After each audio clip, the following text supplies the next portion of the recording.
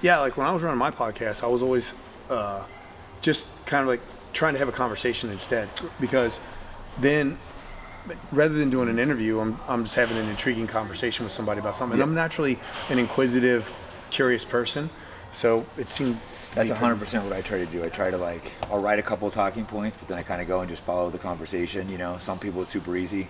By the way, I didn't give you an introduction. I guess did during another part, but Rich Franklin, UFC champion, man who needs no introduction. Yeah, exactly. So anyone that's fight gonna watch it, but some people watch it or political content and stuff. So, by the way, thanks for coming in. Pleasure, man. It's good to see you again. By the way. Yeah. Been a while. So yeah, you have a lot going on right now. Well, let's get into your fight career first. We'll look back through that. What year did you start? My first amateur fight was 1998. Oh, wow, you started before me. I was 99 or 2000. Yeah, in those days, man, it was the old Wild West, bro. I was fighting in states that didn't have proper athletic commissions. I told this story before. One of the fights where I fought, the promoter who was running the event had a PhD in philosophy, and that was enough of a credential to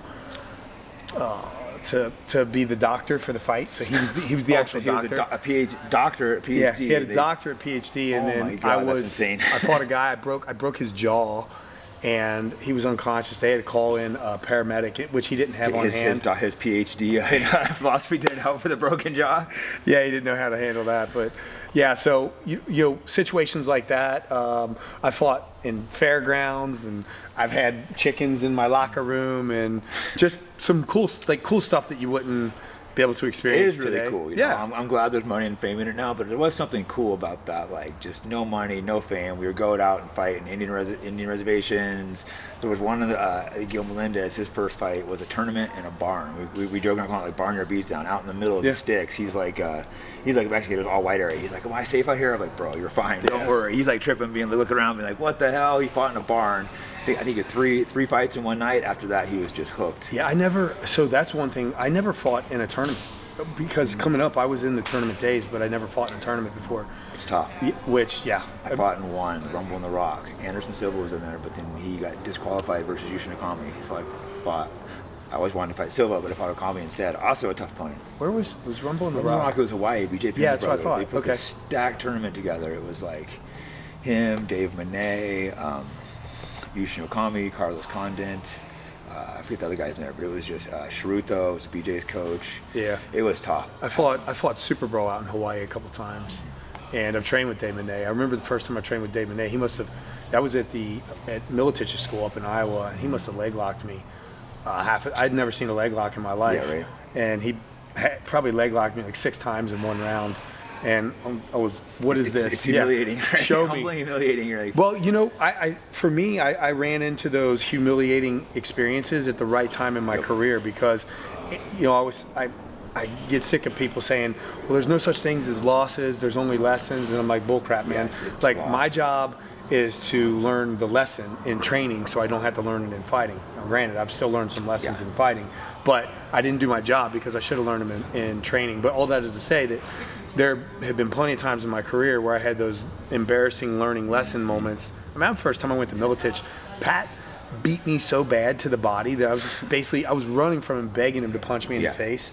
I can remember Jeremy Horn. People don't know how bad that hurts, just when someone's just tagging your body up, and we're too tough to quit, and you're just getting pulverized. Jeremy Horn took me under his wing. He really helped shape my career. Good friends with Tim Sylvia, did a lot of sparring with him, learned how to manage guys that have really long range, because he's got an 84-inch reach. He's insane. 80. Was he 6'10" or so? 6'8". 6'8". Learned a lot from Matt Hughes at the time. And like I said, I only grappled with Dave a few times because he would travel in and out like me.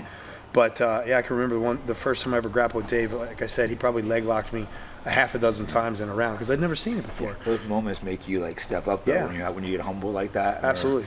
For a brand new training, sparred with Chuck Liddell. Then I went up to Cesar Gracie's. I don't remember David Terrell. Yeah, I remember. Just a guy. He just schooled me. It was so humiliating. But better to have it in practice than out in a fight, like you said. Yeah, Dave fought Evan Tanner for the title before me. You know, that was right. the title fight. Oh, yeah, Evan so beat you him were, for so you the were title. closely watching that then. Yeah. He was a vicious killer, you know, but, you know, that fight, I think he's kind of, maybe pumped his arms out or something.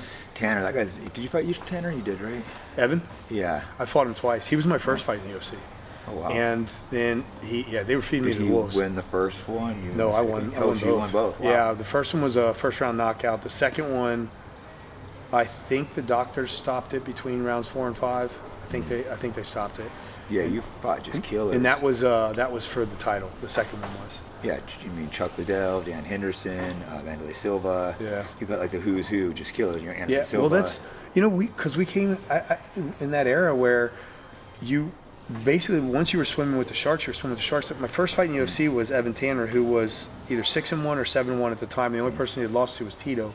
When Tito slammed him and it came down his jaw and he did the gravedigger thing. That was his only loss. So for my first fight in, and then I fought Edwin DeWeese, who was another up-and-comer like me, and he was tough.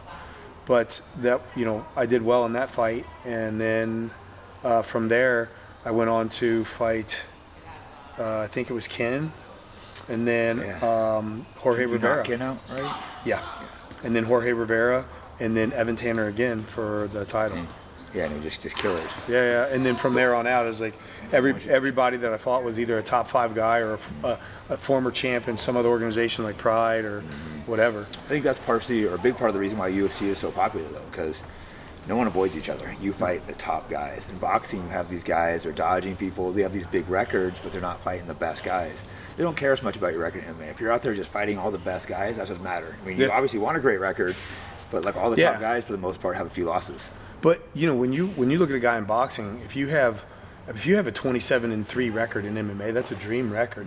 But if you have that in boxing, then it's kind of hard to transition over to become a big star. No, it's crazy how it's like that in boxing, but I think that's hurting it because people, they want the top guys fighting each other. They don't care as much if you lose some tough fights to the very best guys in the world. It shows you still stand there. Yeah, I don't know though, man, because this new generation of fans and the Paul brothers have kind of shown this, that really.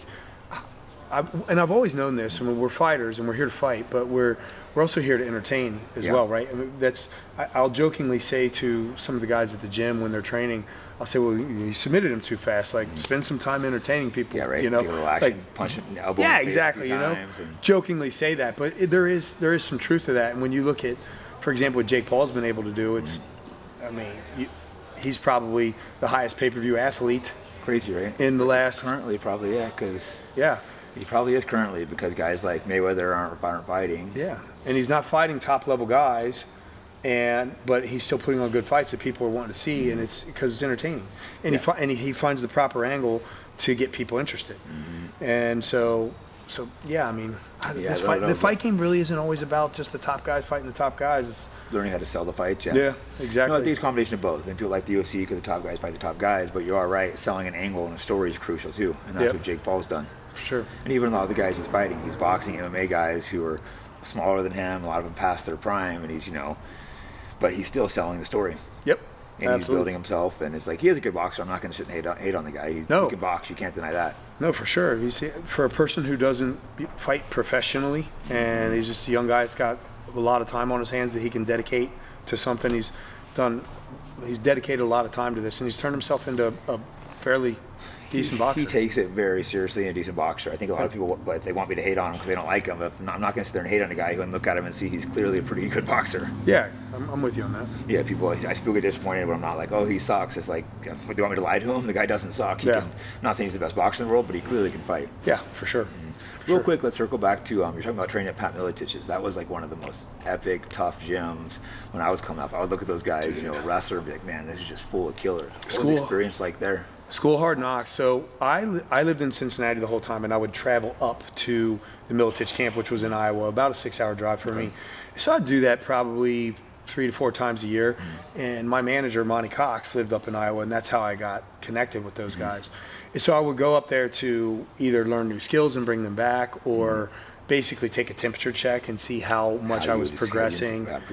And yeah, like I said, that was a big part of my development, particularly before I met George Gurgel, because it was me and a small group of guys, like my buddy Kerry Shaw, his fight name was Meat Truck, Josh Rafferty. It was basically the three of us.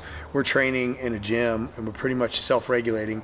We're learning moves off of UFC fights that are on VHS tape. They didn't even have good instructional tapes back then. Now they have good instructional tapes. Yeah. I mean, well, you still had like your Marco Huas and Boss Rutan, and they had those in the back of the Black Belt magazine and whatnot. But most of the stuff we would learn, like I can distinctly remember watching Jeremy Horn do an arm triangle to Chuck Liddell in like UFC 13 or. I remember that was like that lot. I thought Chuck was gonna win. He got caught in that choke. And so I like on the VCR, I remember like pause, frame, watching him set up that arm triangle, learning how to do it, and so that's how we initially learned all our fight skills. Hey guys, I'm demonetized everywhere. So if you want to support me and the podcast, go to fightbackpodcast.com and you can buy some cool merch like the shirt I'm wearing now.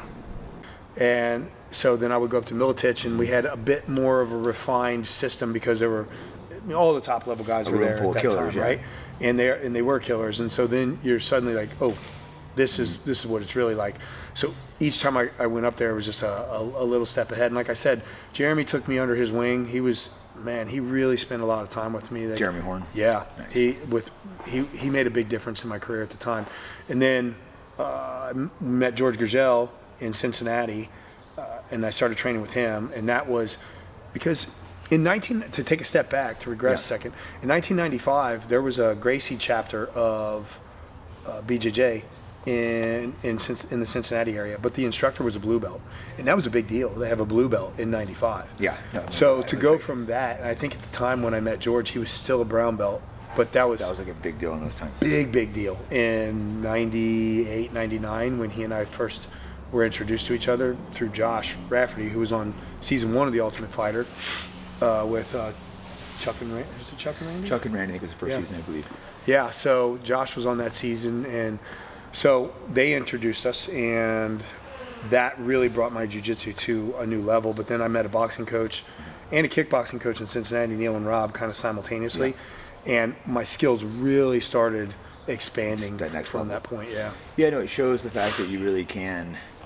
You don't need a super gym. It's nice having that and then the coaching, but the fact that you said you were able to get really good just by watching tapes, having a couple guys practicing it, it takes more effort, and you got to be a little more like intelligent, really paying attention to what you're doing, but it's very doable. Even more so nowadays. There's legitimately good instructionals people sell, like on BJ Fanatics and stuff, and even little stuff like we're doing here, like it's great technical breakdowns people can get, like for sure, free on the internet. Just be like free on YouTube. People can get these breakdowns of like. I'll say this though, if you're going to do if you're going to buy technical breakdowns from people or watch technical breakdowns like this, you have to practice them with people who also have a good knowledge, base knowledge of that. Because, like, for example, if you and I see someone else do a technique off of the tape, and anytime I learn a new technique, I approach it like a white belt. I kind of like, and I will completely practice it. And I'll get tunnel vision on things, and I do it on purpose because it really helps me understand the technique.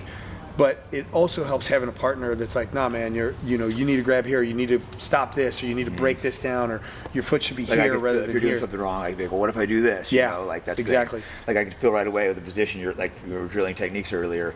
Your knee position was so good, your hip was so good. I couldn't crowd you, but someone that couldn't know that, you could be doing a position wrong and not realizing it. So like you said, it is very important. And then, because what I say to people, one of the things I always ask people, particularly when I'm doing a motivational talk or a seminar or something, I'll say practice makes, and people always say perfect, and I'm like, no, practice makes permanent. Perfect practice makes perfect. So if you and I are practicing technique, for example, and I'm doing something wrong, and I'm doing it wrong, and I'm doing it wrong, and I continue rep after rep after rep, then I've just developed a bad habit, and that bad habit will translate into my technique. So I got to be careful with that kind of stuff. Yeah, I think it's important too to have good training partners that you trust. That can tell you like, hey, I think maybe you're not doing this right, Frank. Yeah, some guys' egos get out of control. Where like they can't. If someone tells them something, they don't want to hear it because I might be better than someone, but I can still learn from them. I always stay open-minded. I'm always trying to I'm retired now, but I'm still always trying to learn new techniques. You're breaking technique down to me. I'm like, oh, this is great stuff. I'm paying attention to what you're doing. I'm always still trying to learn. I think a lot of fighters, they get a point where their ego kicks in. They're like, oh, I'm better than that guy. Or not me, man. I come in. Listen, I've never wanted to own a school. I've never wanted to. I don't mind coming in and teaching a class, and I'll do that occasionally for George at his school. But there's times where I come in and I outrank somebody, and George was supposed to teach class and he can't make it. So then the head black belt is teaching class, and when I walk in, he'll be like, "Well, you want to teach?" And I'm like, "No, I came to learn today. So show me something that I don't know." And there was one time I was training for a fight years ago, and we were working a technique. It's like you and I were on the mat working this technique, and then as I was working it, there was we were working with like a group of 6 of us, and one of the guys happened to be like a 2 or 3 stripe like that. And as we were having this discussion, and he's kind of reluctant. And he's like, you could do this, and he kind of, and I sat and listened. I was like, hold on, show me that again. And I'm sitting there watching him, and then after the class, he said, man, that was really cool that you actually took the time to listen to what I had to say. I'm like, just because you're a white belt doesn't mean that you haven't seen something I haven't seen, or you can't point something out or show me something. I'm like, I can learn from anybody, and I think that's the high school teacher in me. Is that it's like I can learn from anybody. So I kept the same attitude. A lot of people are surprised that like I might be way better than the guy like said a white belt or blue belt, but if they have something interesting to show, I'm going to listen. Yeah, absolutely. Now sometimes you get some dork when you're choking them out and they're trying to make excuses like, oh, do it different. It's like I'm tapping you out. You're trying to just like stop the conversation. Now those guys are annoying, but let's go back to teacher real quick. You mentioned that's actually really interesting. I know they always would mention like I don't know why they're always like math teacher Frank. So yeah, you were a high school teacher, was it? Yeah, I taught high school math for 4 years full time, another 2 years, 2 to 3 years part time in an at-risk program for the high school where I taught. Like kind of when I decided to quit my job and pursue fighting full time, I was still working as a part-time teacher, which was good because I had an outlet to make a little bit of money, because that transition, I mean, those first year or two is tough. And it took me a while to start making any money. Yeah, I was married. My wife was still at least bringing in a paycheck, so we didn't have trouble making the bills or anything like that. But it only took me about a year, and then I was fighting in some smaller shows than the UFC, but large enough shows that I started making at least a few $1,000s a fight, $5,000 a fight, $6,000 a fight, which was good money back then. And so, I'm able to bring in a little bit of money from teaching and a decent amount of money from fighting. So my transition wasn't terrible. It was easy for me. But yeah, I found that life is kind of like a full circle thing, because now I ran a podcast for a little while, which I like doing because I like educating people. And so anytime I'm having a conversation, like even this conversation, I was like, I want the viewers to go away with like, wow, I learned some sort of insight on life or whatever. I recently started teaching a Bible study for men at my house, which has been really cool. But I kind of realized that being a teacher, I'm just an educator, and that's who I am, which is odd because I never wanted to own a martial arts school. Yeah. And that's my specialty. Right. It's like I want to teach everything but that. And life has kind of come back around full circle for me, because that's what I really enjoy, sharing knowledge with people. No, I mean, I agree. I share knowledge. I also like learning too. So with math, what kind of math are you teaching? Everything but calc. I was, taught pretty much anything from Algebra 1 to Trig at my high school. And then anything, if I had kids that needed tutoring or whatever, I still have some friends that have kids in high school. They're like, help my son yeah, out. can you help me out? They'll probably respect you a little more too. This guy can knock you out and teach you math. Yeah, I had one person recently. They're like, can you help the college classes? Like, can you help me out with my calc class? And I'm like, it's like, and then I start thinking, and it's bad to say this, but I'm like, wow, it's been over 30 years since I studied calculus. And so like anything else, it changes. You get rusty. Or you forget. Yeah. Yeah, math doesn't really change, I guess. No, it doesn't. Not much. It's pretty, I mean, those one thing that's pretty concrete. Basic math won't, and I mean, most people say, well, calculus isn't basic math, but on the level things like any kind of theorems or hypotheses or any of these kinds of things that we're trying to prove today are built off of the axioms and postulates and things that come from mathematics, even as complex as calculus. Like, you have to be able to use these things as absolute truths in order to be able to prove these things up here. So calculus would be considered a basic math in that respect. And so, but to this day, I'm like, oof, wow, you're in the third quarter of your freshman year. Like, give me a day and a half to review some stuff here. And, right, you got to catch up. You don't want to admit it. Just be like, oh, I'll figure that out. Yeah. No, I know anymore. I'm just like, look, it's just been too long since I've seen this stuff, so I need to take some time to review. Yeah, out of the sciences and stuff, we're not science, but I think a lot of the sciences are, half true, half not, or some things are, some aren't. Math is one of the things that is pretty concrete, or at least most of it. Science is one of those funny things, man. Like, You know, there was a time in history when the Earth was round, then it was flat, and then it was round, and now people are like, is it flat or round? We can't decide. Science people kind of crack me up. They think it's like, oh, an absolute. Like, that's not what science is. Science isn't an absolute truth. It's trying to find the truth through like investigation. Well, you know what I find interesting about science is that how things are presented as an absolute truth. Like, but it's always just, almost all of it's always just theories. For the last like 5 years, we've heard nothing but trust the science, and it's like. Dude, if we trusted the science of the doctors in the 1940s, we'd all still be smoking non-filtered Camels. Yep. And because bleeding, weren't they self-bleeding back then too, like cutting themselves, all kinds of crazy stuff. So yeah, and then when we look at it in hindsight, you're like, well, that stuff's crazy. And I think that the stuff that we talk about today with science, many things will be. You'll look back at it 30 years from now and be like, oh, it's crazy that people actually believed in each other. I agree. I think a lot of things they tell me is absolute, truth. Is like, I'm not saying that things aren't, but I'm very, very suspicious of certain things, like the Big Bang. It's like there was nothing, then it blows up. I mean, maybe, but it's just, they act like it's hard science. I'm a little skeptical. And parts of evolution, I think, are true. Parts of it might not be. But that's just one thing. And, I have a background in mathematics, obviously, but it's like mathematically, you're violating like the law of like conservation of energy, conservation of mass, because basically you're saying like there was nothing and then there was everything. So you like that in itself violates the law of conservation of mass. So how can you explain that scientifically? And you cannot. You cannot.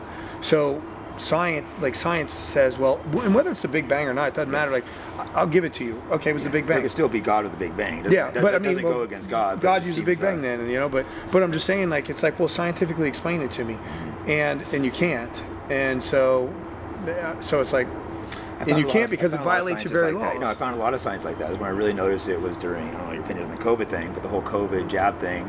I had too much free time that time period. So I was like, I just tried. We all had too much free time. And I wasn't doing well locked up. So I was carefully going through all the studies versus the death rates, the vaccine, all kinds of different stuff with COVID. Yeah. And I'm seeing it was all bullshit. I talked to my doctor friends, and they'd be like, "Well, Fauci says." And I'm like, I'm not asking what Fauci says. I'm saying you break this study down and tell me what you think. No, I mean, look, COVID was a real thing. I believe that. Yeah.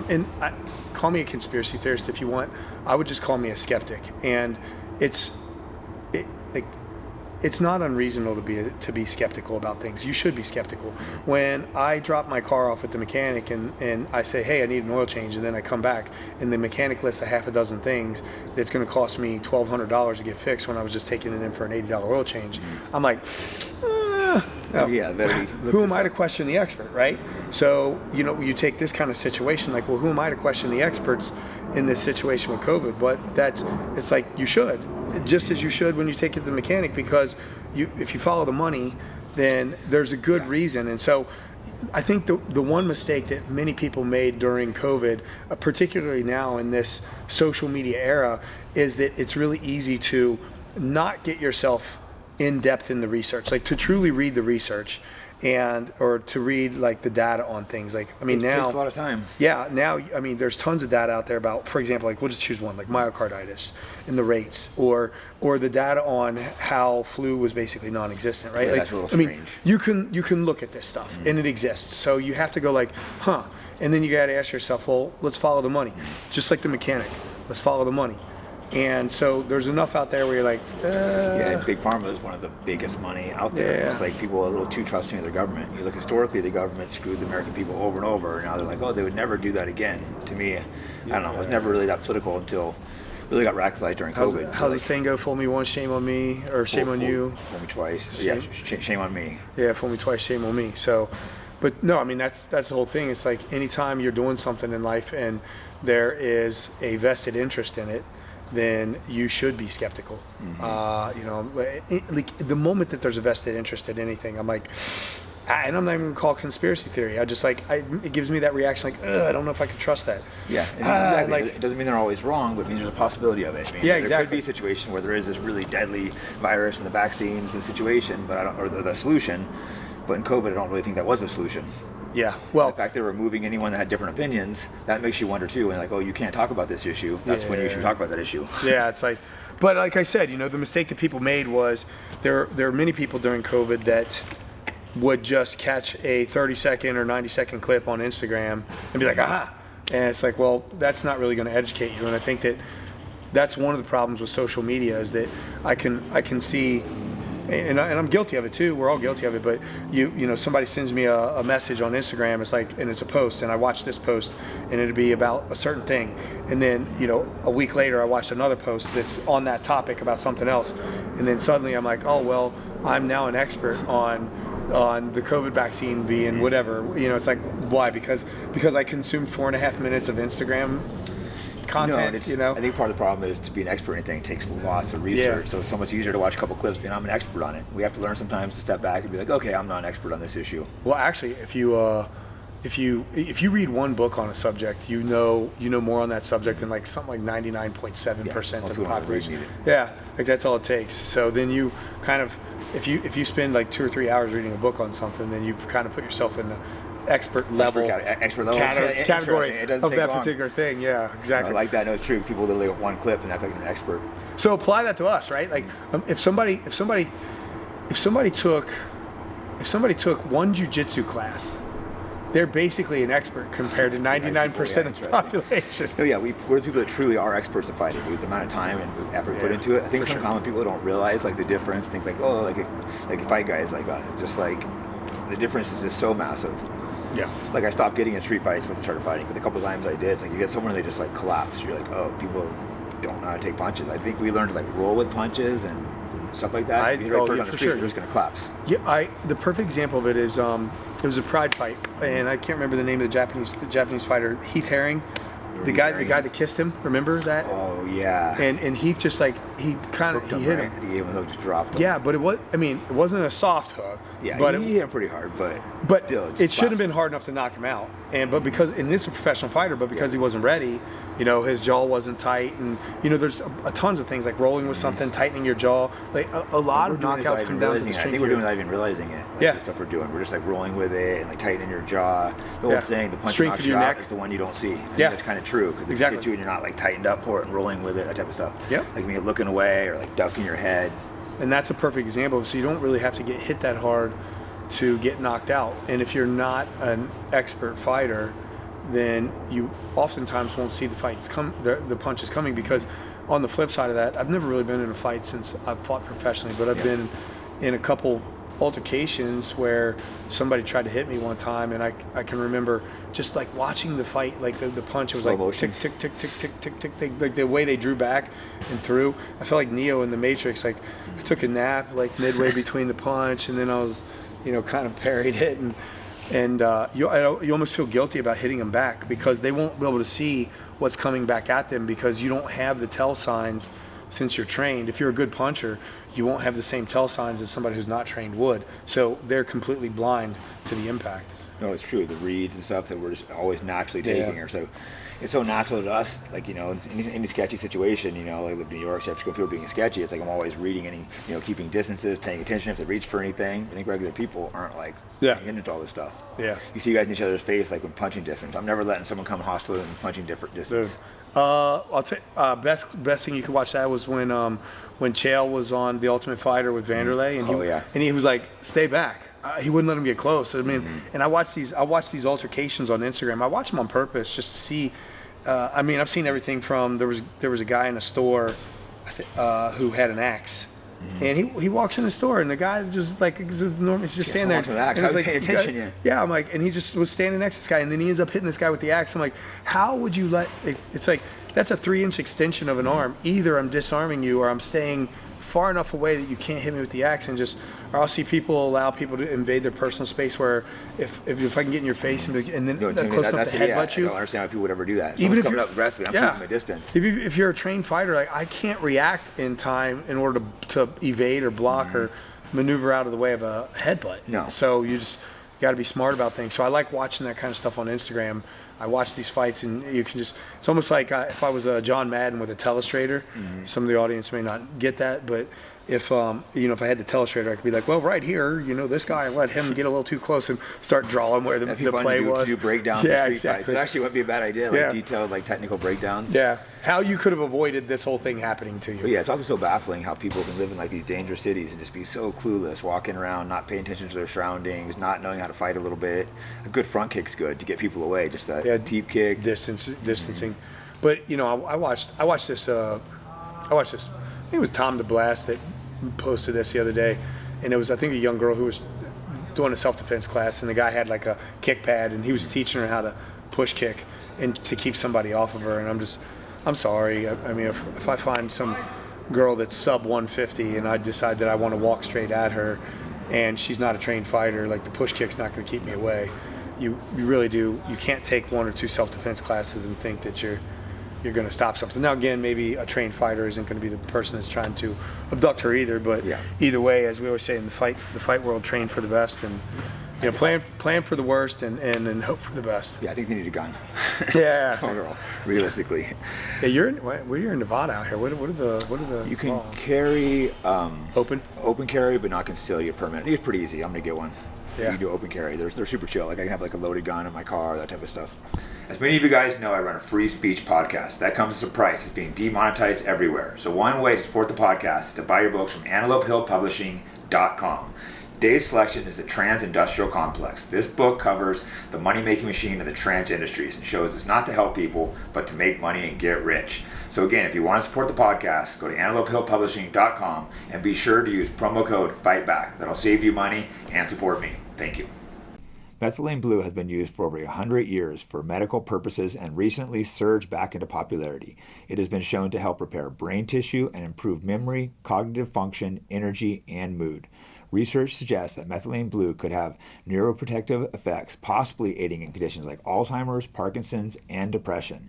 Go to MerakiMedicinal.com and use the promo code FIGHTBACK for a discount. With the open carry here, do you have to have the gun on your person when it's loaded? I think you can have it like in your car and your glove box and stuff, but I better look that up. I'm not 100% sure. Yeah, I think the laws in Ohio are that if it's loaded, it has to be on the person. Yeah, I better look this up because I'm actually not sure of that. So and I would imagine I'll leave it in my car if Carl would know. What's the law in Ohio? Open carry, if it's loaded, I have to have it on my person, right? In what way you have to have it on? If I'm driving down the street, it has to be on me? No, it can be anywhere in the car. So you can be in your glove box and everything, right? What's that, sir? So it can be in your glove box and stuff? It can be in your glove box, it can be in your trunk, it can be loaded, it can be ready to go. Okay, I better double check these laws for Vegas, but because sometimes I just have it in the glove box and stuff. Better make sure I'm not breaking. I brought my legal expert with me today. We got the legal team here. It's like the Jamie of Joe Rogan's got a Jamie ask questions. Yeah. No, this is Google this real quick. Like anything from a legal perspective, particularly with Ohio law, he'll know. I need Nevada law or California. I'm out of California now though. Yeah, dude. Yeah, it fell apart during. I was in San Francisco, and it had already been just deteriorating, and then COVID just went over the top. I've seen some people that have posted some stuff that it's like kind of starting to. It's kind of a little better, back. but not much. Like people coming back, but like I don't think all the businesses are closing downtown. Yeah, well they'll have to do something about it in order to attract. They can't just like allow theft to the businesses and then have businesses running. Yeah, I know. People would come in just loading up on stuff, and the cops wouldn't do anything. So it's like, what are you gonna do? Well, it's like I had a friend of mine that so I was watching a video of this store where these people go into a store and they steal the clothes out of the store, and the workers just let them leave, which I understand from a company perspective because the last thing you need is even if the perpetrator wasn't going to sue the company, is the worker trying to stop the perpetrator getting hurt, and then the worker, the employee suing the company. So these are sticky situations, but when a company has a policy like don't stop anybody, I'm like, well, if your policy is to not stop anybody, then really purchasing the financial exchange for the goods is now not a policy within itself, but a suggestion. Yeah. So I'm just like, well, I would just like to go into that store every day and steal, and steal. I'm a Christian, by the way, so we really wouldn't steal. This is just tongue-in-cheek speaking to prove a point. And then keep stealing and stealing and stealing until the company turns like no profit or a net loss. So they say like, maybe we need to change this policy so that the policy matches the way that society is supposed to function. I've had these thoughts too in San Francisco, like why am I paying for stuff? Because they can't arrest you. It's under $1,000, $1,050, I believe. So they can't arrest you for stealing. And the cops won't come, and it just becomes absurd, and it's causing prices to get spiked up because of it. Businesses are going out, and it's just like so all I would do is just steal in order to not because I need the goods or I want the goods or anything like that, but just to restore the balance of things. That's my purpose. That's the way I can argue it morally, because I couldn't do it morally, but now I have a justification. No, but California, Rich Franklin said I should steal. Yeah, he's a Christian. Well, then in that case, hold on, wait. If you're stealing like that, then you are obligated to take everything that you stole and give it to the poor. Like you got to be a modern day Robin Hood. I could probably argue. Then that. it's morally, morally justifiable. Yeah. Because then you're technically not stealing. You're just essentially taking the suggestive payment policy of one business and using those goods to supply them to people in need. Yeah, it shows the absurdity of the laws in California, though, and I think people there are sick of it, but they're not ready to like admit they failed. So it'll be interesting to see what happens, because they're realizing the homeless, like the drug addicts, that people can shoot up on the streets, smoke crack on the streets. They're letting crime get out of control, violent crimes. People are fed up, but they're not ready to be like, hey, they don't want to admit they fucked up. Yeah. Yeah, for sure. It's once you go down that road. I mean, that's just pride. I mean, it's hard to admit you made a mistake. Yeah, pride goes before the fall, type thing, and that's exactly what it is. Because we all have that. I mean, well, you and I, as fighters, it becomes a bit easier. You become trained in being able to swallow your pride a little bit. At least if you had a couple losses, you have to, and because you have to be able to go back. Heck, man, I go back and look at films when I'm winning. Yeah. To see where I messed pick up. yourself apart. Yeah, I think most good fighters are very self-critical. Shoot, I was very self-critical. You're probably the same. Neil would come in. My kickboxing coach, Neil Rowe, he would come in. We'd walk right out of a fight, walk into the locker room. I just won, maybe like a second round knockout, and he'd walk in the locker room. He'd be like, man, you know what? You're circling, and you were circling too wide on the lead side, and you dropped your hand. And I was just like, Neil, have 5 minutes? I'm like, Neil, dude, listen. It was a win. Let's take this. Let's just enjoy this Friday night. You can yell at me on Monday. Yeah. This Saturday night, and then we'll talk about it on Monday when we get back in the gym. He's like, all right, fine. Yeah, no, I think you have to have that really criticalness though, and it's good. It's better. I'd rather have a coach too critical than like too lax. Like, don't worry about it. You're not. You're fine. Yeah, no, you should be that way. You got to pick everything you're doing wrong. You should be that way as an athlete, because if you're not critical as an athlete, then, then you're dependent on other people. Like, yeah, I'm my worst critic. When I lose a fight or when I mess something up, I always tell people that I'm the one that has to go home and look at myself in the mirror. And it doesn't matter if 20 million, 50 million, 100 million people were watching this fight, and I got 100 million armchair quarterbacks on Monday that want to tell me how I could have won the fight or what I should have done. I'm the one that goes home and looks myself in the mirror, and I am my worst critic. So the rest of these people, none of it matters to me. Mm-hmm. It's kind of funny, the fans, but you gotta learn to deal with the stress of the fighting. Could be millions of people watching. It's a high stress situation, but yeah, for me, I think I learned that lesson at a very, very early in my career, at an early pivotal point in my career, because, well, I'll tell you what, there was a show on cable, Full Contact Fighter, and it was on like, remember the clothing brand? Yeah. And Joe Gold owned the clothing brand, and he hosted the show Full Contact Fighter, and it came on like once a month, and it was kind of like an MMA recap show, a little sports center for MMA of everything that was going on. And these were other shows like King of the Cages and Extreme Challenges and all these other organizations, and I can remember I took a fight against, I think it was my Gary Myers fight that I had. And when I fought Gary Myers, who was a UFC veteran, and you have these pivotal moments in your career where that is the fork, where it's either going to take you to the next level, or you basically said, like, this years of your life. I'm stuck here as a journeyman. And then you'll have another pivotal point where it's like, I'm either stuck here as a journeyman or I take off. And that was one of those fights. And I can remember Joel hosting that TV show and saying, he recapped my fight and he said, this kid, Rich Franklin, he's like, watch him, he's going places.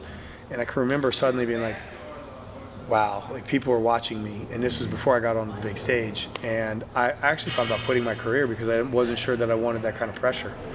But I had this mental kind of battle in my head. Is this what I want to do? Is this a path I want to go down? And it was at that point in time that I realized that everybody else's opinion didn't matter. Mine was the toughest. No, overall I love fighting, but there was a lot of stress and pressure in those situations, because it's not just losing the fight. Like your whole career can balance on a fight. Like you're fighting for, and every fight gets bigger. It gets to the point you're fighting for a title. It's like your whole career can balance on not just the fight itself, but leading up to the fight. And it could be something as simple as like you twist an ankle and you can't fight. Like you tore ligaments in your ankle and you're out. 3 weeks before your fight and you're out of the fight, and that was a fight, that was that pivotal fight that was going to take you somewhere, or that fight that you needed to get the title shot, or to get that new sponsorship deal or whatever, and then all that just suddenly disappeared. And you lost that momentum, and now it's time that it takes to get back to where you were. And by that time, things have derailed. You've lost time. You know, you have a limited time frame to make money. It's like you got a decade. As an athlete, basically. No, sure. You got like 1 decade, then you'll start. You know, where you're right in your prime. And it's a tough sport. Yeah. So, do you have any fights that stand out, just like some of your favorites, or? I would say my favorite. Well, I'll say this: my favorite moment in my career. Because keep in mind, when I decided to leave teaching to pursue MMA, was at a time where the thought of making a living as a full-time fighter was almost comical. Yeah. And when I told my dad, who was going back to school late in life, my father and I both graduated university the same year. Wow, that's wild.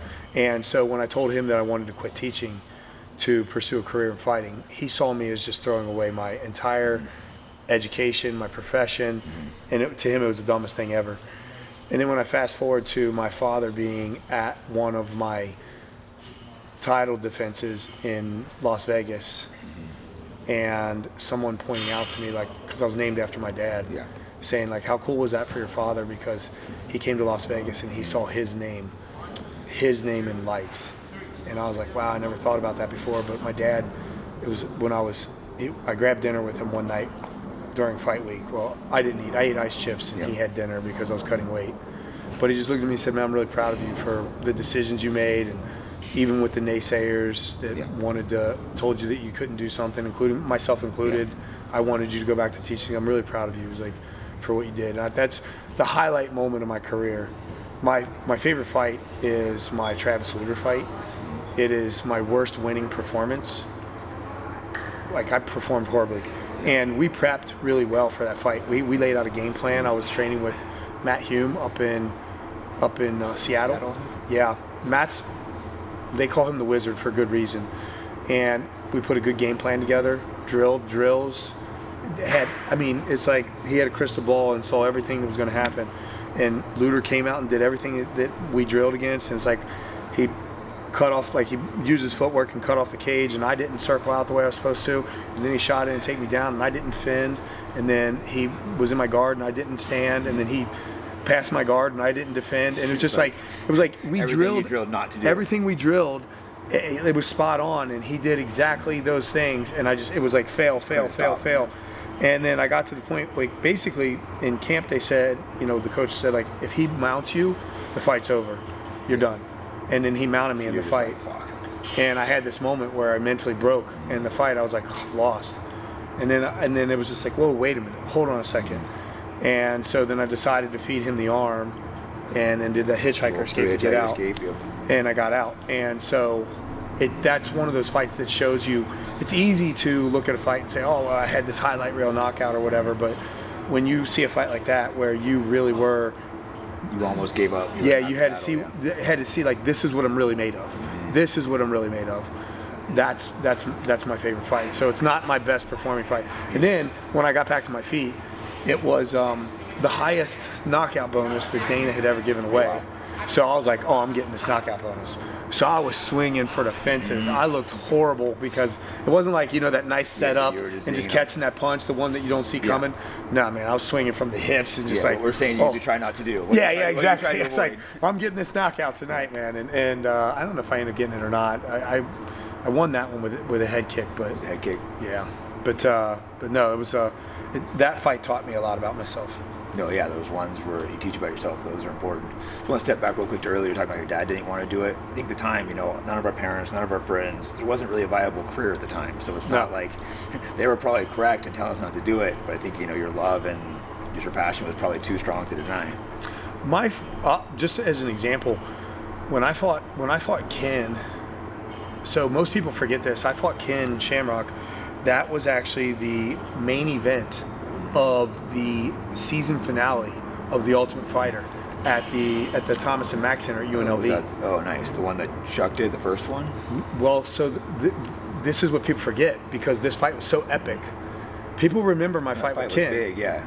but that was right after the fight with Forrest and Stefan. Oh, that was that like crazy fight, right? Yeah. And so everybody thinks that was the main event, Mm-hmm. but Like, it wasn't. And so they didn't forget about my fight, but they forget that fight was on the same night. And when I fought that fight, I made like 14,000 to beat him, Crazy. and he made like $250,000 or something. No, like the money was so bad, but it's just. But for him, it was like that's not bad money, right? But he had a name because he had transitioned over to the WWE, and he became a household name. But that's kind of how things were, you know. When Buster Douglas beat Mike Tyson, like Mike made like 30 million, and Buster made, I think, right around 2. And that's just how it goes. You got to, name, you got to create the interest, and that's what we talked about at the beginning. We're not just fighters. We got to be entertainers. People have to be. They have to be interested in watching you fight. No, it's true. That's why you got to tell the story yourself, that type of thing as well. Yeah. Let's switch up real quick to you're now over in ONE FC. Yeah. Are you the vice president, or what's your position? Yeah, I'm a VP for them. And that's like the biggest fight promotion in Asia, which is actually massive over in Asia. Yeah, so we're not an MMA organization. We're a martial arts organization, and so our shows, they're always mixed. I wasn't a fan of this at first, and I tell this story frequently in interviews. Our CEO came up with this idea that he wanted to put a Muay Thai fight on an MMA card, and in my mind, I was like, that's like somebody going to a football game and watching an inning of baseball. Yeah. You know, to the outside person, maybe they seem like the same. Yeah, but different fans. Yeah, but I'm like, no. There's overlap is a difference too. Yeah. And so I was like, nah. And then we had our first Muay Thai match, and we do our Muay Thai matches in this 4-ounce gloves. Oh, that's right. So exciting. They're really. It's like if you're not a grappling fan, it's all the best parts of MMA. Yeah. Because it's all the striking without, and these guys, like, you want to talk, it's striking to a different level with these guys. And so I saw the first one, I was like, oh man. I was like, that was a good fight, but I still don't want to like it. And then I saw our second event, we had a couple Muay Thai fights on it, and they were really good. So then I became a fan. So our events now, we'll typically have like a high level profile grappling match, maybe a kickboxing match or two, a couple Muay Thai matches, some MMA matches. It's just mixed. But it's cool mixing it up. Yeah. I went when Gary Tonin fought in Bangkok. It was a well-done show. Who did he fight? I don't remember who he fought. I can't remember the guy's name, but Gary's he's a phenomenal fighter. Yeah. I'm pretty sure he just re-signed with Warren. So. Yeah, he did. Yeah, I like watching Gary fight. He reminds me, the young kid, Cade Rotolo, reminds me of Gary because Gary's grappling ability is, first of all, I mean, I'm not taking anything away from his stand-up because we've seen his stand-up just gotten way better. As part of it's gotten way better. Leaps and bounds. It's gotten good now. But on top of that, his grappling is at such a high level that a guy like Gary can get away with doing things because he doesn't mind being in a bad position, like being on his back or something. So he might do a high-risk move where he wants to do like some sort of capoeira kick, and if he ends up in a bad position, so be it. It will just work from there. Cade does the same kind of thing. So they have this advantage to their fight style. Whereas, you know, when we were fighting, it's like, no, I'm striking, and I'm not going to end up on the ground until I'm initiating the takedown. Because if I end up on my back, the judges see me as losing. Yeah, that's why I try to tell guys, if you're on your back, you might think you're winning, but you're probably not. The judges are, even if you're like landing elbows and going for submissions, the judges even if you're landing more elbows or if you're landing more strikes than your opponent, chances are the judges are not judging in your favor. Plus, I always approached my career, like I always approached my competitive career a lot like I would self-defense. And I asked myself, like, if you and I were going to get into a scrap on the street or the parking lot out here, would I want to be on my back on that concrete pivoting around? Probably not. Would I want to do an inversion guard, right? Like, do I want to do some sort of leg entanglement? I highly doubt it. Yeah. So my jiu-jitsu is very kind of like, my whole game is bottom side. I'm looking for reversals. Not that I don't have a decent submission game, but you have to make a mistake to get submitted by me because I'm constantly moving hips and open guard. I'm not breaking down posture. Like, I'm creating space from the get-go because I'm looking to. And for you, that's, I think, the correct style. That's what you know. Yeah. That's what you should be doing as a striker. You want to be top that much. You want to be getting up and getting out. So many of these guys, they want to accept close guard and try playing in that game. I think it's totally wrong. I think they should be getting space, getting half guard, getting out. Even if I didn't want to get back to my feet, but maybe pull an arm drag and get some ride time where I'm controlled. I got I'm controlling the hip and I'm just landing some shots and scoring some points and fatiguing you and disrupting your nervous system and those kind of strategic things. Fine, all well and good, but I was just not one of those people that really ever wanted to play on the bottom. And No, if you're primarily a striker, you should be thinking get up, not stay down there. Yeah. So Chuck Liddell, he has that half guard game he goes too well, which is actually, he's really good at. I think he's underrated in it, which he's gotten up quite a bit. I think there's maybe like one fight Rampage he kind of gassed, or like, oh, his guard doesn't look good. But he actually has a really good half guard game. Yeah, that was my whole game. Like even when we were the technique that I showed when we're in that shield guard. Like I don't even mind playing half guard. I'll play with my underhook. Yeah. You know, for me, my whole jiu-jitsu game is like my underhook, and I do a good job of like playing a short underhook long, like adjusting this range so that I'm not getting stuck in any kind of like Darce Anaconda setup, and using that as well from like that half guard, so I can transition from like a half guard to a butterfly or modified butterfly really well. No, that should be how we play. And for half guard, the most important thing, like you're saying, is the underhook. Yeah. For both of us, the guy in top and bottom. Yeah. So a lot of times you'll see two high level guys and neither one of them have the underhooks. We're just both keeping it blocked off because we know if one of the guy gets it. If you get it, you're going to be coming up. If I get it, I'm going to be passing. So Yeah, it's exactly. Like we're just really watching that. Yeah, it's like nope. So I guess you'll see guys like that stick to their body. That's a high level because they know if one of them gets the underhook, they're going to be out. Yeah. You know. Especially on top, such an easy passing position. But bottom, and that's where your whole. If you give me the underhook, you don't have any escapes. Yeah, exactly. You got your work cut out for you at that point. Yeah, in time. of course, there's still things you can do, but you don't want to be there. A lot of guys don't realize you want to not get put in these positions. You got to start your defense early and offense early. That's why I've noticed more recently. For example, my mount escapes. I don't have really good mount escapes because I never get put there. Yeah. So then on the off chance that somebody does actually get mount on me, I'm like stuck. Yeah, right. That's what. That was one good thing. I went train. You know John Donahue. He's the jiu-jitsu coach. Yeah. Went train with him for a while, and he would do like at least half his rounds starting in mount, back, all these positions. And it was good for finishing and for escapes. You're constantly being put there versus good guys, and you're just like you're not used to it, like you said. So I first got there, I'm like, fuck, I'm a mount. I don't know how to get out. But then after a while, you're like, oh yeah, I can just blow out a mount. Yeah. Do it so much. Yeah, I'm big on situational sparring like that because then you kind of remove a bit of the ego from sparring, and your job is just to get out of mount, even if it's just to get the half guard or something, right? And once you get there, it's like, all right, start back over because this is the position you're working on today. No, exactly. It's, like I said, it's good for finishing too. Like your mount or back. So if I'm your back, I just try to choke you over and over, so I get really good chokes and you get really good escapes. So it's really something that I was underutilizing, but now I do like probably at least half my training just starting new positions. Yeah, it's nice. Just working all the details. So yeah, a couple more things and we'll wrap up. You mentioned you're really religious. Have you always been religious, or did you get into that more recently? Or well, I don't like that word religious. Religion is like a human construct. I'm a man with a relationship, so Jesus and I are pretty tight, I'll say that. And so I recently started a Bible study at my house for men. That's been really cool. And it's funny, I started this thing and it went from like just having a couple guys over to last Thursday or whatever, I had 22 people at my house. So I started calling it Burgers and Bible, or Bible and Burgers. And we grilled out. We grilled out the one week. We made some chili one week. I had another buddy that brought some like chicken vegetable soup the next week, just so we're having food. So we'll hang out for a little bit at my place. I got a nice little setup at my house, and then we'll hang out for a bit and then do a little Bible study for 45 minutes or so. And that's been pretty cool. Just like, but that's kind of one of those things that's really carried me through things. It was a big part of my career, and there's places where I've stumbled in my life and things that I've done well and everything else, but yeah, that's something that I grew up in a church. My mom and dad divorced when I was a young kid, and my father was very adamant about having us in church every other week. Like it was a non-negotiable thing. Yeah. And I'm glad that he did, because I went through a period when I was in college, and we talked about skepticism before. I was skeptical of my own beliefs and everything.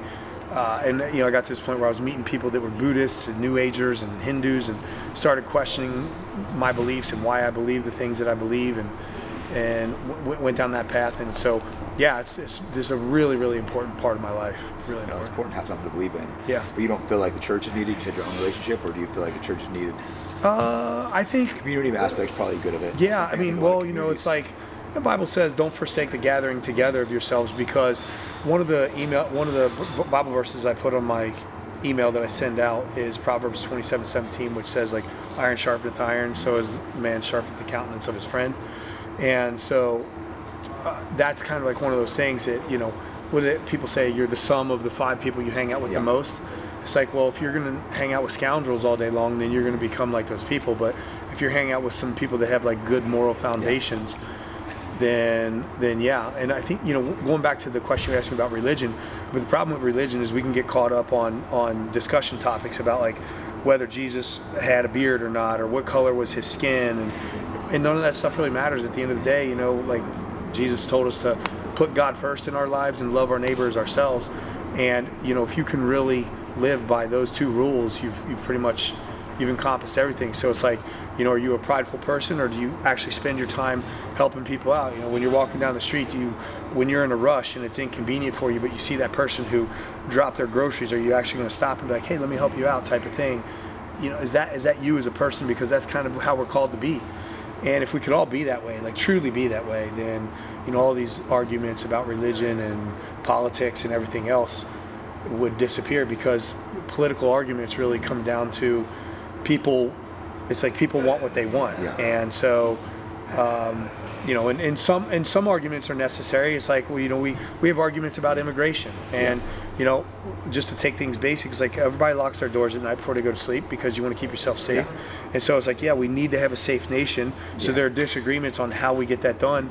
Sometimes those disagreements are financially motivated, because some people say, well, we need to build a wall because they're the ones that own the construction company, right? Like, and some people say, well, we need to do it this way or whatever. Money bringing immigrants over, so. And so that's how all this stuff starts happening. But at the end of the day, like, we all want to be safe.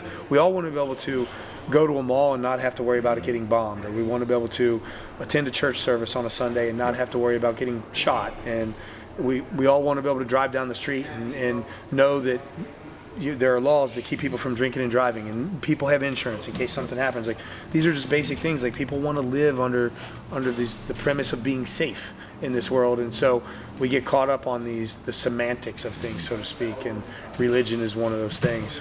What's cool is, if you sit down and talk to most people, whether liberal, conservative, Muslim, Christian, you'll find you have a lot more in common than you think. And I'm sure you're aware of this, being in the fight gyms. That's where it really brings different people together. But if you sit down and talk to people, you realize if you have something in common, you generally agree with a lot more than you think. I think fight gyms are amazing for this, actually, because when you come into the fight gym, you and I can walk into this cage, and it doesn't matter if you're conservative and I'm liberal, or you're an atheist and I'm a Christian, or whatever. Put whatever labels on us you want.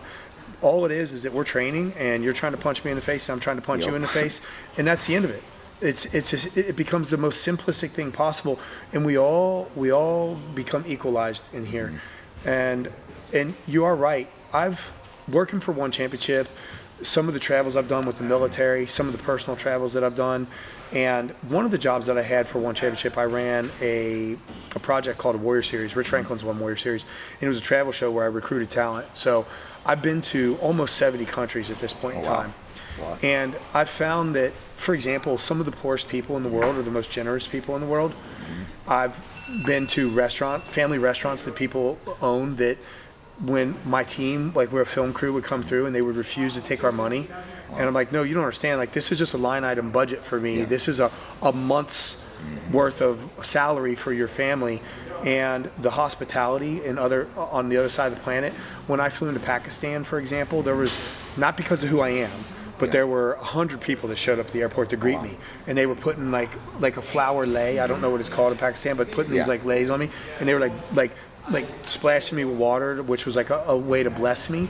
And I thought, like, man, in the States, if I had one friend that's willing to just swing by the airport, not even come in, not park the car and actually walk in. They're gonna be waiting out front. Yeah, it's like, when you're in another country, the thought of staying at someone's house and them not giving up their bed to you is unbelievable. Whereas you come to my house, I'm like, hey man, you can crash on the couch, and that's good hospitality in America. So you learn that as you travel the world, man, people are just, at the end of the day, man, people, they want to be able to put food on their table, they want to be safe, they want to be able to spend time with their loved ones, they want to have shelter, and that's really what it's all about. Truly, like, when you really start stripping things down.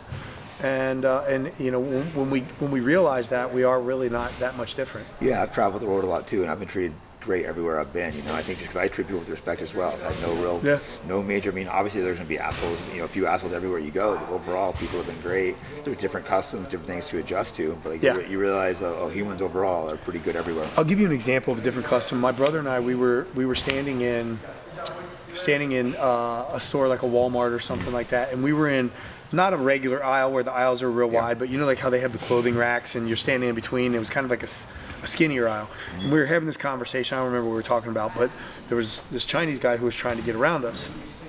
And as he was trying to come around, instead of just saying, "Hey, excuse me, let me through," he inadvertently bumped into my brother and disrupted the conversation. And my brother's kind of irritated, like, rude.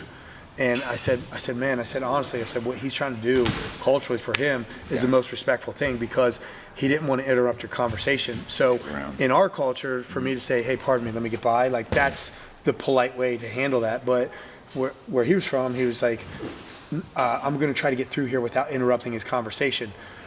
Again, he ends up interrupting the conversation, but he was handling it the most polite way possible. But when you don't have this cultural understanding of things, then you just see that as being rude. And so that's one nice thing about travel, is that the differences of people, they're like cultural minor differences per se, but at the end of the day, basic needs and desires that we have is the same for everybody. Yeah, that's why before I travel somewhere, I always try to look at what the cultural norms are, and then also look what the scams are every country. You see what things to watch out, because every country has a couple scams, and then but then there's the cultural norms that you should know if you're going into your country. You don't want to go in there and be like, "Oh, not follow their norms." That's not respectful. Yeah, cabs are probably the easiest place to get scammed in foreign countries. Once you're used to traveling, though, you're immediately kind of like in anti-scam mode. It gets easy. Figured out that all these countries. There's always scammers, like I said, everywhere you go. Well, some places are pretty safe, but any like majorly tourist places, there's gonna be scammers. Less tourist places, less scammers. Yeah, but nah, because they're still. Actually, I don't know if that's true or not. Because when you're in a touristy spot, then they're dependent on it's a quick turnover. Good point. Right, like and Thailand, so like major tourist, please. Yeah. So all you got to do is just catch one person that really doesn't understand. This is first time traveling to Thailand. Like, you're supposed to go into a market and haggle with people, not just accept price. Not accept the price that you're given, right? No, like when you're in a market in a foreign country, somebody, if you're in Thailand, somebody's like 600 baht, they're really expecting you maybe to pay like 150 or something. Right, exactly. Right? They don't understand. And then when you're like, okay, they're almost like, what? Yeah. What just happened here? Yeah. Sometimes I don't. I won't pay the price they ask. Sometimes I don't like try to go for the biggest bargain I can get, because I'm like, you know what, they could use the extra 50 cents more than me. I'm the same way. Yeah, the girl get mad at me like, "You're not arguing enough." It's just like, you know what, like, I just don't need the extra dollar. Like, they probably needed a lot more than me. Yeah, especially like in the currency, like you're gonna argue over an item that they tried to sell you for $10 that maybe you could have $10 equivalent that you could have gotten for $3 and you pay $6, and it's like, this is not really worth. Is it really killing me? Not worth the fight that much. Yeah. Well, we have a conference you got to be to. So anything you're currently doing, need to plug, like where people can find you? No, I'll say this, man. One other thing. So give some prayers to the people in Thailand. There was a earthquake over there. Oh, really? We had an event that I don't know when this is going to air, but we had our event. We ended up having to cancel it because the earthquake. There's some people that died in Thailand. None of our people, none of the people at the show, none of the fighters, nothing like that. But everybody was in town. The event was ready to go, and earthquake happened. So other than that, though, but no, man, things are good. Yeah. I'm a blessed individual. Have had a good post-fight career. Lord's taking care of me, and I'm good, man. Yeah, and it was great seeing guys doing well after their career, because that transitional phase is tough, Yeah, it is. I'll say this: the one thing about guys like you and I doing what we do for a living that we're super passionate about, fighting is my first love, right? Mm-hmm. And so whatever I decide to do professionally is the number 2 position. So when you've done the very thing that you are the most passionate about in life, it's difficult in that transition to get to the point where you're like, I love this. But working for the company I work for now, I do a little bit of commentary work. I'm kind of like a fixer. If they need something done, like, hey, can you do this or that? I kind of help get it done. So that's good. Bounce all over the place. But commentary is one of the things I do, and I enjoy doing that. It's fun. I don't love it like I did fighting, but it's cool, man. Are you still doing the podcast or no? No, the podcast for me was a one-man show. I handled everything. I handled the recording. I had audio. The only thing I didn't do was my own editing. All the way down to, it got to the point where I had a guy who was helping me with social posting, but I was starting to do some of the social posting on my own, and just, file upload, management, organization. It's a lot more work than you think when you get into it. Like, what did I get myself into? Guest acquisition, research, and it was a lot of work. And I just was like, if I had a team that handled all those other things, and was able to say, here's your next guest, here's some pre-research on them, and I could do, because I would always do extensive research. I had a number of guests that would tell me, like, man, you're really well researched on the stuff I got going on. So if they were an expert in whatever, I'm like, okay, I'm gonna make myself as expert as I can on gut health over the next 2 weeks. To really understand the topic, have a better conversation. Yeah, and then I'm asking questions where like, wow, like you really have done some, like, oh, you read my book too, you know? For certain guys, you have to. I mean, for fighters, I can kind of come on just bullshit because I've done fighting my entire life. Yeah, and you know them at some level, right? There's some background and commonality. It's like a brotherhood, Yeah. Like we know each other. Like we don't know each other well, but we've done the same thing for so many years. It makes you feel a lot closer. Exactly. So, hey man, thanks so much. Appreciate it. Yeah, most people here probably know Rich Franklin, former UFC champion, Hall of Famer. Just show a couple technical things. Yeah. Real quick, you said you're gonna show your jab. People don't know you're southpaw. I am southpaw. Left leg. It's really hard for an orthodox and southpaw, or I have a hard time at least, landing the jab southpaw. Let's see what you're at. Yeah, because when we're southpaw, we're in this open stance here. So the battle is all about this. It's this front foot battle. So when I'm trying to throw a punch, like if I have my foot to the outside of yours, then I win, because that technically lines up my cross here, right? So the whole game is all about whoever can get this outside foot. So what I would, the playing this game of this getting the outside foot, it's all about your setup, right? Because anytime we're fighting, it doesn't matter if you're doing jiu-jitsu or stand-up, it's a magic show, right? Pretty girl's over here, rabbit in the hat is over here. Yeah. So all I'm trying to do is confuse you with stuff. So what I would typically do is, like, I have this weird jab that I throw that kind of like runs over top, like that.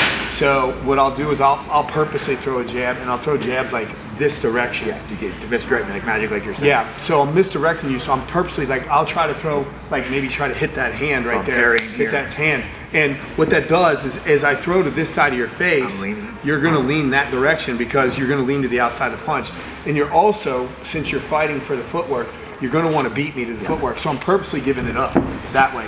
But as I'm moving, I'm throwing this jab so that as I'm moving, I'm not getting hit. And then suddenly the jab will come here, it'll come here, and then right there. So it comes over top, yeah. Because as I get you circling that direction, I'm basically just setting you up. So as you circling hard, and if you don't circle hard, then I'm just gonna jab at your face. Yeah. And if you start to run back that direction, then the cross comes, right? Yeah. So I'm gonna keep this way to get you to go that direction. So it's here, and you're circling, and then you're right into it. Nice. Well, that's nice. Yeah. So it's all about how you sell it in your setup. No, because it's hard to hit. It's hard to jab the southpaws, and I think jab's one of the most important punches because it sets the whole rhythm, the timing, the tempo, the distancing. Yeah, the jab is a very underutilized punch. Really, it's underutilized, particularly in the 4-ounce gloves, because and you see it in one championship with a lot of our Muay Thai fighters now, because it was a very underutilized punch. But now these guys are fighting in 4-ounce gloves, like you see these jabs, it can be a knockout punch, right? And I fight southpaw, but I'm technically predominantly right-handed. I do a lot of things. You have a really powerful jab. Yeah, I do many things left-handed, but I'm really, like, all my other athletic movements, so I throw a ball, it's all right-handed. So I have a good stiff jab. Stiff power in it. Yeah. So for me, it's a big tool. And for my height, I have a good reach, like a 76.5-inch reach. So with that reach, like, I can keep myself, and do good damage with the jab. And then everything else I throw, whether it's the cross or I'm coming with anything on the left side, it's just reserved in at the proper time. Yeah, no, I think, like I said, it's a setup punch. But there's guys like George St. Pierre, his whole timing distancing was based off that stinging jab. That's when he'd run you off the takedown. He'd find your timing with that and be popping guys. Wasn't getting a lot of knockouts, but he had one of the craziest UFC runs. Yeah, and it's the same. Like, if you go back and watch my second Vanderlei fight, after he dropped me in the second round, and we came back out in the third round, and I just immediately I get right back on the jab, and it's all about distance and ranging, and just keeping that thing going, because he's a killer. Yeah. Silva, he's one of the legends, and that dude's a vicious coming at you. So you got like that, you got like that. Yeah, and so it kept him off of me and gave me enough time to recover from the knockdown. And that's a great point too. When you're like stunned, you need to find some way to recover. Rather it's for a grappler, I would grab or keep them at bay with the jab and get your footwork. Yeah. Because you don't want to, sometimes guys, they get stunned and they get up and just start winging them, which that'll work on rare occasions, but that's typically how you get knocked out. Yeah, and that all depends on where your headspace is, because if you get kind of dropped in a fight, and then if you're at that point where you're basically concussed or semi-concussed, and you don't know where you are, then naturally you're just going to do this stuff. Yeah. But I say this, you always go back to what your bread and butter is. And so for me, my bread and butter is controlling the tempo, because I always want to enter the combination on my terms. So everything is about micro movement. So I'm playing this game like you'll never see me like commit big and get myself extended. And I can take a lot harder. If you're a striker, like you said, you want to be a striker. Like do that overstep jab again. Yeah. No, watch this sets up. Exactly. Being a grappler, I see that. And I love that. So he extends. That's right when I shoot. Yeah. So he knows that. So now watch the way he shows. Look how hard I can shoot there. See, it's so hard. Versus when he extends, I can go right into it. Yeah, because you like as a grappler, you have to wait for me to commit. But also, the bigger my step is, I mean, because the last thing I want to do in a fight is like if I want to close a distance, like if I have distance here, stay back. Yeah, it's hard. No, you stay back. Yeah. If I want to close this distance, I don't want to take big steps like this to try to get to you. So if I'm out here and I need to close range, I'm this way, and it's this little micro movements. Yeah. So and I'm doing that with my jab, right? But I can do that with my jab because I'm very well aware of like from here I can hit you. Yeah. I can still hit you here, but you can't hit me because I can tell just by looking at our arm lengths. You got to slide it on our arm. Because I'm like I can already tell because we have years of doing this. All right? the years of fighting. Yeah, so I already know. I already know that I'm within my range to hit you, but you're gonna fall short by an inch. So this will be a slight connect, not a knockout punch. Like you get a step and you can hit me here. Exactly. So this is if I go here. Now I'm out of my range. So that's all it takes. That's all it takes for me to be here. So now I don't have to make a big step. It's just a quick. See, I'm barely missing him. And I need to step to hit him. Yeah. So but he's gonna be watching my feet. But that big step, even if I don't plan on taking you down, that big step, if I come back with it and I've managed that range well, you're overextended. It's easy for me to just, run with it. So you set up with the jab, what's the range, and what are your big knockout? The kick and the right kick and the. Or left kick, left hand? Yeah, I mean it's always left kick, left hand is your power side, right? Typically a guy would be opposite of your southpaw, yeah. Yeah, so but it's all about like timing everything. So if I'm heavy, so I'm a very punch heavy fighter when I fight. I've tried to mix kicks in, and it's actually cost me fights before when I'm kicking when I shouldn't be kicking. And so I'm very punch heavy, and I utilize my hands, which in my mind, like the hands can get to your face and your body. Yeah. I like to work the liver side with my shovel hook, but they can get there faster than my legs. So it's all about the proper setup. Remember, everything boils down to the footwork here. So if I'm here, as soon as I'm here, now my cross is ready to go because I have this advantage. And you're running down, but also if I'm here, my left leg's ready to go too, which is just liver side here, right? Yeah. And so, we would train like when I fought Dan, for example, we kicked so much that all the hair on my leg was gone from at the end of camp. So then it just comes down to I don't care if I'm kicking your quad, your hip, your elbow, anywhere to get away. because he unloads that. Yeah, he unloads that overhand or upper, so you're wanting to stiff that. So and we didn't even care because like if we can hit the leg, right? So we didn't want to throw it. We're trying to reach this, but if you start digging in, and as long as your shin is conditioned, it's like if you start digging in, I'm gonna clip the forearm, and then this thing will get to the point where you're like, I don't want to throw it. Yep. Or you can't. Guys not wanting to throw. That's that's what guys heavy power punchers. I would try switch kicking because the opposite stance. Yeah. They're to stop down the right. Yep. If you land with liver, then they don't want to throw it. Yeah, exactly. That's how you stop it. That's one way to stop a big power puncher. But I've made that mistake before where I'm just here and I'll just throw the naked kick. No setup or anything, and then you're running right into that. Right, that mistake boom, too. boom, boom. So I think against Henderson, got dropped the first minute. Yeah, exactly. So the best thing I can do is I'm setting up with my jab here, and if you're stepping back right there, as you step back, that's when the kick comes because now you're not capable really. If you step back, I'm using a longer range tool. You're now out of range, and my kick is coming in. So you're just So if you went through that, just light. Yeah. That's what'll stop a guy from throwing right hand. You land, exactly that'll happen. Right if I throw, but you throw that like 10 times harder. I land that. I go, I don't want to throw my right hand. Yeah, and my leg obviously is longer than your arm, but it all barely touch me. It's still hit right in the liver. For me, it all comes down to I use it conservatively. So everything comes off of the lead hand, and then the rear for me is the left. It sets up and it's real conservative. And I see people like, doing combinations. When I watch people pad work, and they're doing this, and I'm like, nah, man, I probably throw one cross for every 8 to 10 jabs I throw. It's very rare for like the bigger guys to see them throwing those 6, 7, 8 punch combinations. Yeah. In boxing, you see a little more, especially the smaller guys, but like big guys in MMA, you're not seeing those 5, 6 punch combinations. It's usually like 1, 2, every now and again 1, 2, 3. Well, so in one we have a kickboxing division and we have a Muay Thai division. Our Muay Thai division fights in the 4-ounce gloves, Yeah. and our kickboxing division fights in traditional boxing gloves. And so I've talked to many of the fighters both in kickboxing and Muay Thai and just asking them about just pacing difference and things like that, because I don't have any real experience kickboxing, the bigger gloves, but you run a completely different pace. You have more real estate with the leather to cover. You have the ability to different pairing. Yeah, you have the ability to actually take one and be able to come back and it not be as damaging. Whereas with the 4-ounce gloves, like you have to be more precise with your punches, because a missed punch can lead to you getting countered. Yeah. And just like we talked about before with the jab, like the 4-ounce gloves with the jab makes the jab a great equalizer, right? So it can be quite costly if you have the 4-ounce gloves on. But with the bigger gloves, they'll run a different pace. Like you look at the punch volume of a boxing match or a kickboxing match for a 3 to 5 minute round versus an MMA match for a 3 to 5 minute round, and the punch stats will be typically significantly different. It's true, because it depends. Well, like you said, plus the energy of going for a takedown is a lot more work. Yeah. I think that's the most tiring thing. Oh, 100%. And the 3-minute round versus 5-minute round, there's so many like pacing things that people don't know. Well, there's a massive pacing difference between 3-5 versus 5-5s. Yeah, That's why sometimes first time they fight for a title or a 5-rounder, it's a big difference. Are they going to be able to pace it? Yeah. That's why I was always, and that's another thing too, is like when you're competing, you want to strategize according to your athletic strengths. So for example, like if you go back and watch my fights, I'm a fighter who typically starts slow and then I continue to build as I go.